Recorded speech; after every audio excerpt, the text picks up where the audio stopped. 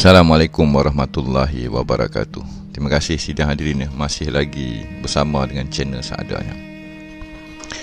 Baiklah, sidang kita pada pagi ni kita kembali kepada sebuah jalinan ataupun susunan atur akan berbagai cerita yang channel seadanya telah buka cebisan demi cebisan, sehinggalah hampir yang dikatakan 1000 lebih channel saya yang pertama yang digodam dan dihancurkan oleh pihak mereka. Jadi kenapa channel seadanya ini hancur? Jadi kalau kita tengok cerita belakang tu kan, tu Luke Skywalker kan, dia pun dah tulis pergi mengaji dekat hutan, dekat pulau, dekat galaksi tu kan. Lahli dia pergi bakar kutub kanah dia, kan. Dan tinggal apa? Tinggal yang hidup. Jadi nasib saya pun samalah kan. Bina sebuah kisah di awal PKP, maka kini muncul kembali dalam babak yang agak genting. Jadi kita mulakan sidang pada pagi ini, rahsia apa dan siapa Melayu. Part 1. Aku kitab tua, aku ahli kitab. Aku warisan Sulaiman, aku warisan Daud. Aku warisan Kedah tua. Ni bila kita sebut Kedah tua, sepatutnya Kedah tua itu ibarat bunga-bunga di taman kebun persada orang Melayu. Ni bila kita sebut tu bunga kemboja, tu buah rembutan, tu buah durian, tu buah manggis dalam taman. Ni bila kita sebut Kedah tu cerita orang Kedah, mereka punya pasal. Saya orang Terengganu, saya orang Selangor, saya orang Bugis, saya orang Jawa. Jadi ini berlaku disebabkan keruntuhan dan kehancuran sebuah tamadun manusia, yang pada hari ini diruntuhannya bumi, berhumi ya. Ada padi huma, ada padi humi, ada hu tadi. Bumi Melayu, tanah Melayu, Malaya, tanah Mala Ayah. Rantaian tanah ayah Rahman dan Rahim. Jadi bagi sesetengah anak warisan yang dah biasa dengan kata-kata kunci yang saya sebutkan tadi, mereka faham lagu mana Tok Fauzi bertari, mengelat, menjerit, ketawa, buat simpul bahasa pembayan. Mereka faham, mereka tahu saya nak pi tang mana, orang Kedah kata, ke saya nak pi laut. Lantas di sebalik tirai semua yang telah berlaku di dalam berbagai dimensi dan ruang yang kita sedang hadap, di luar sana kecoh riuh rendah. Apa yang berlaku di Kelantan, apa yang ada sekarang ni, orang mengaku Sadung tu Fatimah Az-Zahra. Jadi daripada Sadung dia jadi Sabda, jadi Wahyu. Lepas tu dekat sana seberang Ratu Adil, Roro Kidul, anak bocah, anak bocor, wangsit, dan berbagai ramalan termasuk Jayabaya, Prabu Siliwangi, Sabda Palon, yang mengatakan akan suatu zaman yang akan muncul. Zaman tu depan mata kita dah, yang mana dahulunya pentas Sunda, pentas Kedah, Melaka tu baru lagi. Kedah tua, tapak Sulaiman, tapak Daud, tapak Adam di wilayah Nusantara adalah orang-orang gaib, orang-orang ketuhanan, orang-orang jiwa, orang-orang intipati, ada jiwa dan raga. Jadi dalam nak meringkaskan dia, Melayu tu ahli kitab, warisan Sulaiman, dia video saya semalam. Dan Melayu ini adalah apa yang telah ada di dalam Quran dan Kitabullah. Andai kita ngaji Quran, kita padankan dengan nasib kita, cerita kita akan terpampang luas di era Nabi Ibrahim. Bukan setakat cerita kenturah, ada lipatan dan juga lembaran-lembaran yang mencerminkan dan menuding jari kepada kita yang dikatakan orang Melayu. Tetapi orang Melayu ni dia berpolemik, dia pening, dia dikatakan gila di akhir zaman. Saat lagi kita tengok profesor tu kata lagu ni, Saat lagi pengkaji kata lagu ni, saat lagi kita jumpa Tok Bomo menjurus-jurus pukul jin, melalak-lalak bangsa kita kena rasuk, muntah, keluar darah, keluar jarum. Kita umpama di pedajai kerana sebenarnya mereka itu, kalau saya katakan kasar, bukan Melayu. Melayu bukannya bersandarkan kepada kulit semata-mata. Ianya adalah di sebalik libatan kulit tadi, apa yang ada di dalam darah daging, yang ada di dalam jiwa dan raga, umpama mentol. Kalau cerita dia lagu ni lah senang. Bersepah berjuta berbilion kereta melata merayap ke sana ke sini, berenjinkan petrol. Dia ada karbon, dia berasap, dia panas. Tetapi Melayu itu umpama kereta yang mengguna pakai tenaga bersih. Boleh kata bateri ke, solar ke, fuel cell ke, tenaga cahaya. Berbanding dengan tenaga yang dibakar, yang dikatakan api, nar dan haru biru, tapi nama dia tak kereta. Di dalam naskah kedua, dan insya-Allah tuan sidang hadirin akan bertemu dengan saya di Pesta Buku Kuala Lumpur, di PWTC pada 26. Selama seminggu Tok Fauzi akan ada di satu meja menjual buku dia, kan? Tapi ada harga istimewa lah. Saya akan cetak banyak sikit buku, kan? Di dalam misi warisan agung identiti Melayu. Kita hilang identiti ni masalah dia. Sebab keluarga Melayu dah tak ada. Rumah teratak bangsal pangkin Melayu dah tak ada. Kenapa saya kata lagu tu? Kita ada istana besar, kita ada baju kuning, kita ada dapat tanjak depa capur gerih menjulang ke langit. Tetapi teratak bersilaturahim di antara kepimpinan yang dikatakan memegang amanah. Tok Pawang Raja dah tak buat kerja. Wilayah penguasaan amanah telah berantakan. Malam ni kalau tiba-tiba ada orang kena rasuk, kan? Dia nak pergi mana? Pergi cari bomo, pergi cari pawang, pergi cari orang handal paranormal.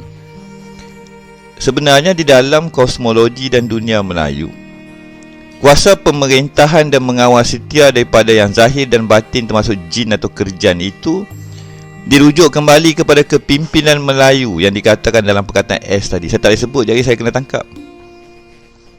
Jadi pilah cari pawang raja. Ni yang memerintah ni, dia kawal semua. Kalau jin yang melata kat tanah Melayu ni pi kacau orang Melayu, pi kacau anak kita, kita beritahu pawang. Apa dia ni? Samsing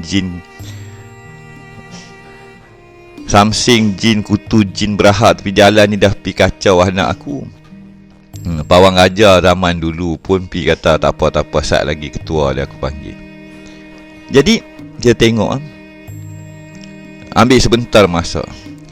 Bila kita tak sedar diri, kita tak tahu SOP, mereka sekarang ni tak buat kerja. Kenapa mereka tak buat kerja? Sebab mereka bukan pawang, mereka bukan Melayu, tapi mengaku kepimpinan Melayu. Lagi kalau aku kata lagu tu lagi berat lah, kan? Jadi bila mereka buatlah kilah macam tu, saya pakai nama gelaran pawang. Pawang hang jaga orang, jaga kampung. Penghulu Melayu hang kena jaga kampung hang. Hang boleh kena nampak pontianak, hang kena nampak jin. Kalau pocong ke, hantu bungkus ke, bangkit daripada kubur, terhenjuk-henjuk, meloncat-loncat, pergi tunjuk diri dia, tayang kepada anak bangsa, dan anak bangsa menjerit ketakutan. Tok Penghulu orang Melayu dulu hebat. Dia pergi penampak je pocong kan. Hang jangan ganggu kampung aku. Dia kena buat kerja dia. Sekarang ni bila kita lantik penghulu yang bukan apa sendiri, wajib mengingat lah. Nampak pocong, anak demam, kena sihir, kena santau, dihantar oleh jin, kadam jin, kita bertebaran cari Tok Bomoh utara sampai selatan. Lepas tu bersepahlah Tok Bomoh orang Melayu ni, datang jumpa dia, bantai-bantai jurus. Lepas tu dia mengaku dia darah sekian-sekian, jalur sekian-sekian. Ni cerita berat masalah orang kita. Akal tak ada. Jadi disebabkan suatu tipu daya dan juga khianat dan juga pertualangan dan kematian jutaan bangsa kita. Isu kematian dan peperangan yang telah berlaku, kita terlepas pandang. Kita megah menceritakan berapa agung Empayar Melaka, berapa sakti orang Melayu, berapa kaya istana Melaka. Kita terhegih-hegih, lepas tu dalam pasaran kita bersepah yang mengaku darah raja, darah raden dan sebagai kasta yang tinggi. Boleh cakap dengan jin, boleh cakap dengan dewa, nampak naga, tunggu Al-Mahdi, bersama dengan Al-Mahdi. Semua cerita hebat saja.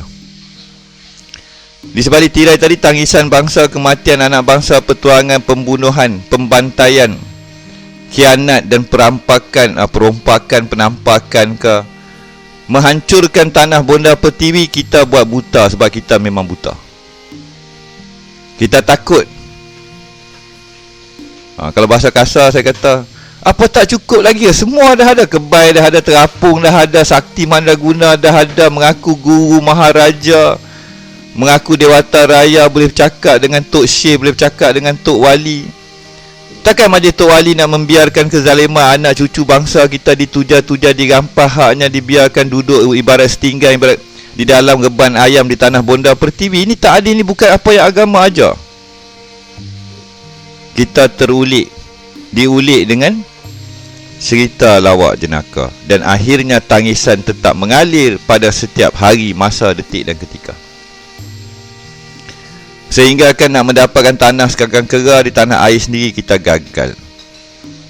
Harga melambung menjadi ratusan ribu dan sekarang hampir menjadi juta di prime area.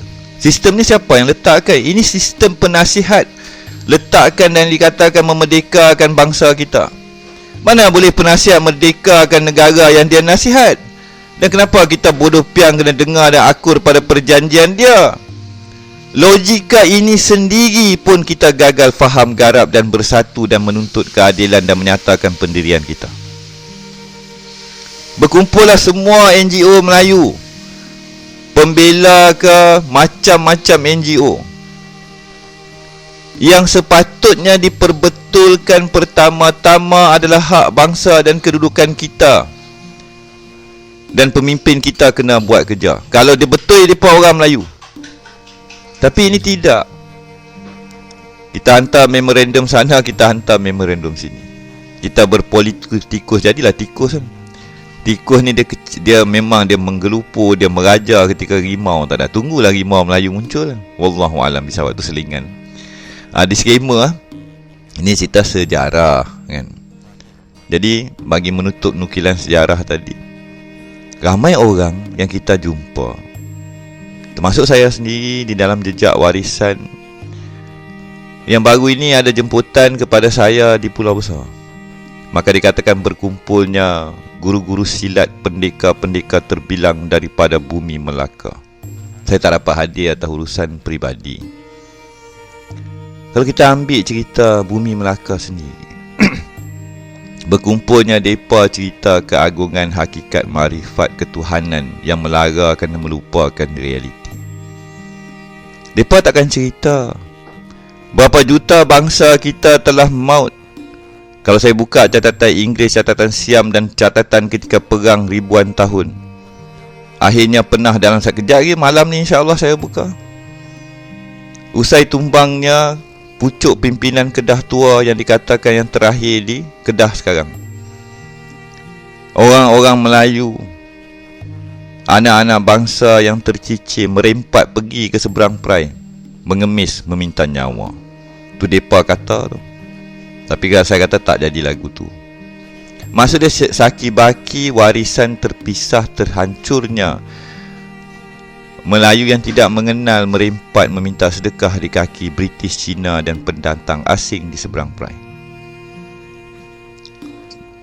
Kita tak nak cerita benda ni. Kita terpana dengan kilauan hebatnya Datuk Laksmana, Jebatlah, Radenlah, Majlis Wali dan sebagainya itu. Tetapi kita tidak nampak, tidak dengar, tidak bisa garap. Jutaan tangisan dan kezaliman telah mereka lakukan dan Allah telah izinkan berlaku kepada bangsa kita. Ni orang-orang yang tidak ada hati, jiwa dan nurani. Kerana apa? Mereka kasyaf sakti seperti hebat melihat bintang di langit. Dengar cakap syekh ni, dengar cakap wali ni, dengar cakap raja ni, bercakap dengan bapak jin, pergi cabut pasak dekat beting beras basah. Beribu dah pendekar yang mengaku pawang dan hebat. Nurjan pun dah kata naik daulat dekat beting beras basah. Apa jadi dengan bangsa kita? Tetapi hakikatnya yang amat sedih, amat perit. Mereka tidak akan dapat mendengar suara tangisan, kezaliman dan rintihan hati anak-anak bangsa. Jadi siapa mereka, kita faham lah kan. Jadi kita bersambung. Di dalam kita hendak mencari, menggapai sebuah identiti Melayu, balik pada bahasa. Aku seorang Melayu. Aku berpakaian Melayu.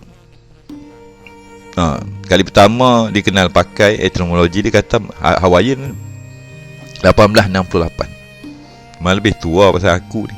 Mak Saleh ni dia bengong. Sebab mereka orang materialistik. Perkataan aku 1868, tak harap lah sembang kari mereka ni. Lebih tua daripada zaman Adam lagi. Jadi eri aku kan. Lepas tu kita daripada 18 lebih dia berbalik kepada zaman Sumerian, Babylonian, Tuhan bulan. Lepas tu dalam Babylonian dia kata Warat Sin. Ni kalau saya kata lagu ni lagi pening. Kalau kita pi Melaka, dia ada Jasin. Tulisan dia Jasin, sebutan dia Yasin. Ada cincin, ada cu, hu, kan? Ada linggi. Macam-macam nama ini sebenarnya nama Semitik ataupun yang terpadan dan terpalit dengan Anunnaki, Assyrian, Babilonia di sana dan di sini. Apa cerita? Mana datang dulu sebenarnya? Sebenarnya di sinilah yang datang dahulu. Kerana wilayahnya taman dan kosmologi bunga, buah dan kebun di wilayah Melayu, di wilayah Nusantara yang dikatakan Atlantis dan juga pentas Sunda. Maka terpecah dan berlakunya yang dikatakan perang yang amat besar yang memisahkan suatu tamadun yang telah menggapai suatu keilmuan diri, kesaktian, teknologi dan ketenteraan. Umpama dia kata ke orang, jadi batu, mulut masin. Dia dah faham algoritma dan juga kesaktian diri. Maka mereka menjadi umpama Tuhan. Ramai yang mengenal diri zaman sekarang pun ada yang baru dapat rasa sikit dalam aliran Wahdatul Wujud. Mereka mengaku aku Tuhan. Itu baru dapat rasa. Jauh sama sekali. Mengaku Tuhan, mengaku dah tak ada apa-apa, mengaku manunggaling, guling-guling kawala Gusti. Ini pola peranda pentas Nusantara. Ada yang diam, ada yang sengih, ada yang dah lupa dan tak peduli. Mereka menggapai makam kesatuan atau tauhid atau tunggal, lantas dah tak peduli dunia. Kalau macam tu buat apa duduk kat muka bumi kan? Jadi yang membezakan kita di akhir zaman, cerita kudur mabuk kundur, kosmologi buah-buahan di dalam, bahasa-bahasa tamadun yang amat purba. Andai kita kembalikan ke wilayah Melayu, kita akan memahami kisah dia yang sebenar. Ini suatu benda yang kita harus faham. Jadi siapa nak tahu apa yang tertera di hadapan ni, bolehlah mendapatkan naskah dia di PWTC selama seminggu. Saya akan ada kat sana.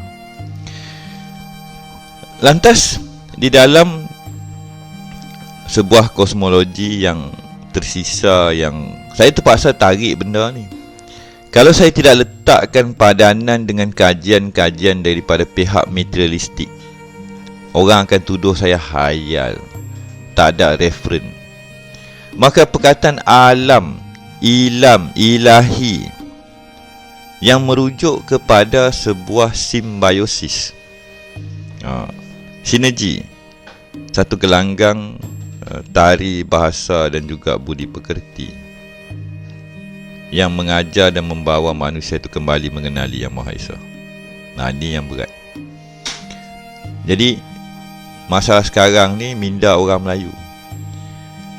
Minda orang Melayu ni berkeceramuk. Dia haru biru. Dia umpama kalau dalam Zen Buddhism dikatakan minda akai monyet. Dia kerabat sana, dia kerabat sini, dia makan buah, dia campak, dia sepah, itu dia katakan kera. Mereka dan kerajaan.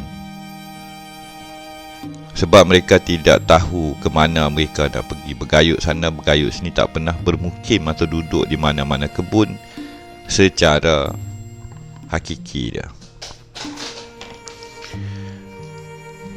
Lantas kita kembali kepada Eri Aku yang dalam setengah mitos tu kudo mabuk. Nama mabuk tu pun nama Melayu, mabuk tang mana kan. Dan mabuk dengan kuasa, mabuk dengan tahta, mabuk dengan berbagai cerita. Ni cerita kuasa. Jadi kita tengok kat depan kita ni ada satu tablet atau satu encryption ataupun hieroglifik. Ada nama tu bergambar burung. Ada belitan DNA dan juga ular tadi. Burung ni ada dua, vulture dengan kalau kita kiaskan burung yang lemah merpati atau merbuk. Jadi hikayat Merung Mahawangsa, Garuda, ular, naga, lembah sebenarnya merujuk kepada satu wilayah dan semuanya menuding jari ke sini. Di padang pasir yang mereka ditinggalkan. Cuba kita fikir, puak mana yang mengaku Tuhan ni, Firaun ni. Kita umpama raja Melayu satu masa dulu kan. Dia kata hang ni mengaku raja, mengaku Tuhan kan. Mengaku macam-macam. Suatu aliran dan satu keilmuan dengan aku. Lantas memberontak dan merosakkan pola kefahaman ketuhanan yang Maha Esa. Maka mereka pergi campak di tengah padang pasir yang tidak ada tumbuhan. Kalau Firaun tu betul hebat sakti mandaguna, bukan bangsa yang dibuang ke padang pasir, dia pilah bina piramid, duduklah memerintah dekat Tibet. Dengan segala macam teknologi, dia duduk buat apa padang pasir zaman itu, ketika tu panah kering kontang, aircon pun tarak. Itu logika tadi. Dinasti Egypt adalah suatu rahsia di dalam tamadun manusia yang dicampak akan diusir daripada wilayah Nusantara. Dan termasuk kebanyakan keluarga-keluarga ataupun kaum-kaum yang kemudiannya migrasi. Orang kata migrasi, saya kata kena campak buang lah. Ni kalau kita tengok migrasi satu hal. Kita tengok konsep perang Atlantean, Lemuria dan juga perang ketuhanan tadi, dan juga hukuman langsung daripada yang dikatakan ketuhanan ataupun turunnya malaikat daripada langit ketika mereka cuba menghancurkan muka bumi dan bergaduh sama sendiri. Yang masih kekal hingga hari ini, sebidang tanah yang hijau di Semenanjung Emas, yang kini emas dia dah kena godam, perak, mineral semua dah kena godam. Yang tinggal hanyalah Semenanjung Tanah Hijau Melayu. Nama dah kena tinggal, tukar nama Malaysia. Ni kalau kita tengok gambar depan ni kan, ada gambar di sebuah sungai kan. Kalau kita perhati molek-molek, kita akan nampak sepasang sedang memerhati kita di sana dan di sini. Pandangan mereka yang berlindung. Ni kalau kita zoom in lagi. Zoom in.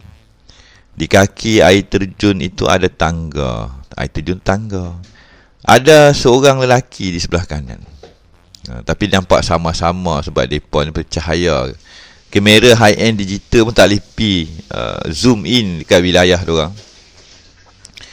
Maka berlakulah yang dikatakan, aku berlindung dengan Allah daripada manusia, jin dan juga mereka yang kafir, fasik dan munafik, dan mereka yang ingkar. Tetaplah kini kita di akhir zaman. Di akhir zaman ini, saya sendiri ini di luar pagar. Saya ini ibarat seorang manusia yang disisihkan, berada di luar perkampungan bunian dan mereka yang suci dan murni. Mereka yang tidak perlu ke bank pinjam, cari makan, bayar elektrik, yang menjadi hamba kepada mana-mana institusi kerajaan tu. Ini adalah realiti, tuan-tuan. Janganlah yang ada sidang pendengar pandang saya tinggi, kata saya lagu tu lagu ni. Tak, saya ni pelarian. Saya ni yang mengaku saya Melayu, memang betul saya pakai pakaian Melayu. Seadanya, ada rahsia, betul lah kan. Aku Melayu. Aku berpakaian Melayu. Jadi dia ada polariti. Kalau saya tak duduk luar gelanggang kampung bunian mereka ni, saya tak boleh tengok dia orang daripada luar, betul tak? Dia dalam baik ada buruk, dalam buruk ada baik. Kalau saya kat dalam sana, saya tengok keburukan di luar. Tapi kalau saya dicampakkan ke gelanggang kotor, busuk, saya pandang mereka cantik, mereka molek, wangi. Tak payah pakai minyak wangi pun semerbak sepanjang zaman. Tenang, main mandi-mandi kan. Itu gelak ketawa, Tok Fauzi hampa duduk keluar tu buat apa? Mereka tu karut. Kera-kera ni gila. Sila hari bulan kena tangkap, kena buang dalam laut. Tak apa, tu nasib saya. Jadi ini katakan cerminan tadi. Kita bersyukur, walaupun saya di luar gelanggang mereka, saya dah tengok orang kan. Tapi kalau saya masuk, saya tertinggal pula. Sebab saya dah berkeluarga, ada anak di sini. Ada kaum saya, kaum mereka juga satu masa dulu kan. Ini rahsia kitab. Rahsia yang akhirnya semua ni akan ditutup dengan walad dolin tadi. Tapi walad dolin yang lagu mana, macam mana manusia faham, maka itulah tetaplah penghulu saya, Tok Muhammad Fauzi Ismail adalah Muhammad Rasulullah SAW. Ada rahsia besar yang bakal kita bawa dalam babak berikutnya. Minda orang Melayu ni dia kena faham daripada dalam masalah sakit jiwa. Bila orang cakap, kadang dia kena diam sikit. Tapi kadang dia tak diam, dia ting-tong sana, ting-tong sini. Kenapa benda ni berlaku? Dia umpama bila saya cerita something, gelombang-gelombang amarah mereka ni berlaku secara auto. Yang marah tu pendamping-pendamping saka yang terpalit dengan mengaku Tuhan. Jadi kita cakap lagu mana lagu ni, tiba-tiba mereka ting-tong sana, ting-tong sini. Itu bukan mereka tu, pendamping mereka yang menggerakkan jasad mereka di muka bumi. Sama macam saya kena tuduh macam-macam. Jadi depan kita ni gambar raya. Ni cerita lama dah ni kan. Raya, dia pegang kerih pedang, belakang dia ada tenaga tadi. Jadi insya-Allah di akhir zaman, orang versi sebelah sana akan cerita hari raya munculnya panglima-panglima perang. Perang akhir zaman. Saya punya mitos seawal, seadanya, syahwal, sah awal, sah titik mula segalanya. InsyaAllah hari raya akan muncul kembali di wilayah Melayu. Tapi yang nak mewujudkan cerita ini sebenarnya siapa? Sebenarnya bagi saya bukan kita yang ada mendengar bincang sembang kari pada pagi ini.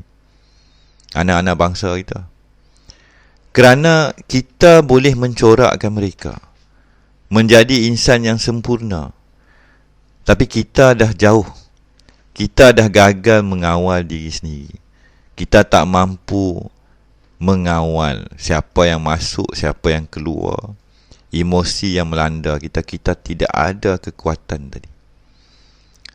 Tapi kita tahu membezakan. Maka berilah perbezaan tadi, kefahaman tadi kepada si kecil. Dan mengakulah kita gagal. Kita tak mampu untuk mempertahankan diri kita daripada digodam. Kita telah cuba dan cuba, kita gagal. Maka berikanlah kekuatan tadi dan segala ilmu pada si kecil, supaya dunia yang baru wujud di tanah air Bonda Pertiwi. Yang kita takkan gagal adalah kalau sekarang kita bukan bangkit, isu bangkit ni dah terlalu ramai orang kata. Kalau pada pagi ni, hari ni kita boleh berubah. Kita bangkit, bercakap, bersuara dan menuntut hak kita selaku orang Melayu. Dan kembali mempertahankan tanah air Bonda Pertiwi. Daripada lanun perompak penasihat yang telah putar belit perjanjian dan mengatakan kita lagu itu dan lagu ini. Dan meletakkan undang-undang common law mereka ke atas tengkuk kita. Dia daripada semua SOP muka bumi ni kan. Mereka punya perangai ni sama. Apa dia sama? Perasan tak kalau kita pi beli barang, dia akan bagi sehelai surat. Dalam surat tu ada tulisan kecil, guru-guru panjang daripada atas kerana di 5-6 muka surat. Tuan, ini perjanjian pinjam duit dengan bank. Tak payah baca lah apa yang kat atas tu, sign saja. Tuan-tuan biasa pinjam loan kan. Tengoklah. Kadang ada kat 50-60 perkara. Beli insurans pun sama. Macam-macam klausul ada. Penjual akan kata apa? Tuan, ambil insurans nyawa. Ambil insurans kesihatan. Tuan selamat. Yang lain tu dia takkan cerita. Dia tidak akan bacakan klausul akad janji tadi. Kita sign, kita terperangkap. Kita pun bodoh piang. Kita bukan nak baca agreement. Apakah sebenarnya yang kita beli, mereka tawarkan? Dan inilah yang berlaku ketika negara ini dimerdekakan sampai hari ini. Kalau saya pula nak petikaikan benda ni, saya kena hire lawyer, tuan-tuan. Peguam akan jadi wakil saya. Tok Fauzi ni cerita dia, ni boleh cakap, tak boleh cakap, ni lagu tu. Saya kena dihadapkan dengan hakim. Hakim pula akan tengok kita daripada perspektif dan kacamata framework undang-undang yang dia diletakkan di atas kaunter tinggi, kita duduk kat bawah kandang orang bersalah. Mereka tidak akan memandang kepada hukum kitabullah dan juga fitrah manusiawi, yang mana betul, yang mana bodoh piang, yang mana kena dajai, yang mana zalim, yang mana tak masuk akal. Yang masuk akal bagi mereka hanya apa yang ada di dalam framework ataupun sistem yang telah mereka duduk dalam itu. Ini masalah. Jadi, kita bakal bersambung dalam babak kedua ni, iaitu Tuah Melayu di kitab dan sejarah Hebrew, Greek, Sumer dan kuno. Hati-hati tuan-tuan, kadang bila saya kata Tuah Melayu dan kesinambungan daripada Isa Al-Masih, Maryam, cerita Perak, cerita Moses, cerita Daud di wilayah Melayu, ianya akhirnya akan juga terpaksa dipadankan dan digarap dengan kisah Datuk Laksmana Hang Tuah. Jadi insya-Allah kita akan bersambung di dalam babak berikutnya. Wabillahi taufiq wa hidayah. Assalamualaikum warahmatullahi wabarakatuh.